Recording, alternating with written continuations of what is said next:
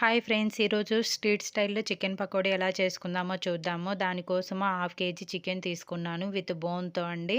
2 times బాగా కడిగి తర్వాత మ్యారినేట్ చేసుకుందాము. పసుపు, ఉప్పు, అల్లం వెల్లుల్లి పేస్టు, లెమను, ఎగ్గు అండ్ ధనియాల పిండి, గరం మసాలా, చికెన్ మసాలా, కారము, కార్న్ ఫ్లోరు, బియ్యం పిండి, శనగపిండి వేసుకొని బాగా కలుపుకోవాలి. ఇలా వాటర్ యాడ్ చేసుకుంటూ కొంచెం కొంచెం వేసుకోవడానికి వీలయ్యే విధంగా సాఫ్ట్‌గా కలుపుకోండి. ఇది 2 అవర్స్ పాటు ఫ్రిడ్జ్‌లో పెట్టుకోండి. తర్వాత 2 అవర్స్ తర్వాత కొత్తిమీర వేసుకొని మళ్ళా ఒక 5 మినిట్స్ బాగా కలిపి మసాలా అంతా పట్టే విధంగా వేడి వేడి ఆయిల్‌లో ఒక్కొక్కటి విడివిడిగా వేసుకొని మీడియం ఫ్లేమ్‌లో కాల్చుకోవాలి.